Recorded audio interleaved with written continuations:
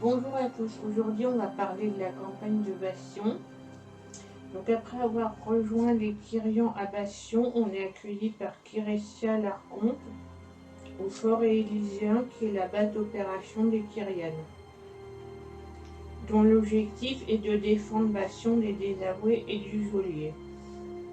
Donc la première étape qu'on a à faire quand on arrive, c'est d'aider Cléa à avoir ses ailes pour devenir une transcendée. Sauf que pendant le rituel, il y a les désavoués qui attaquent le fort élysien avec Deva qui est à leur tête. Donc du coup, on va lancer la contre-attaque des Kyrians pour essayer de repousser la menace. Sauf qu'il y a les sauts qui sont désactivés qu'on doit réactiver et on apprend qu'Uther est le commandant de l'attaque en question.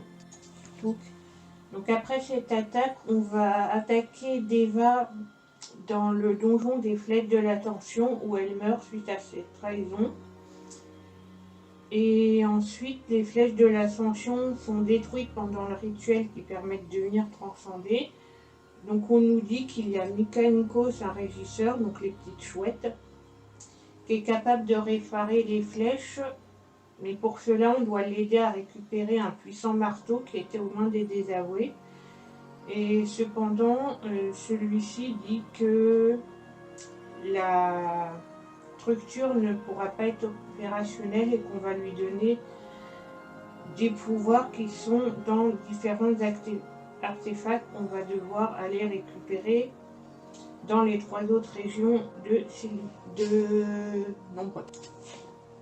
Donc le premier artefact qu'on va devoir chercher se trouve à Maldraxxus et il s'agit du cœur du roi Gramal à Maldraxxus. Donc Gramal, c'est le chef de la maison des assemblages, donc l'espèce de gros zombie dégueulasse qu'on voit au début des quêtes de Maldraxxus.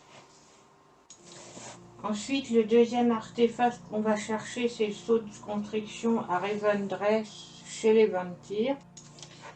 Le troisième artefact qu'on va chercher, c'est le réceptacle de Sylverden, rempli de l'essence de la fée Céliflore qui s'est sacrifiée pour sauver l'Ombre Terre et dont on voit le sacrifice dans une cinématique très émouvante.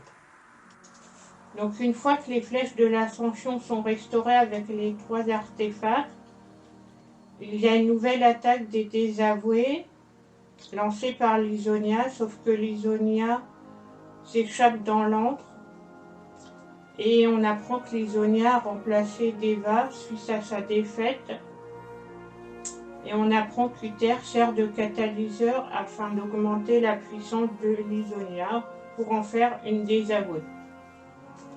Sauf qu'Uther est sauvé et ramené à Oribos et on apprend qu'il y a une attaque au temple de la loyauté des Kyrians où on va devoir affronter Lisonia.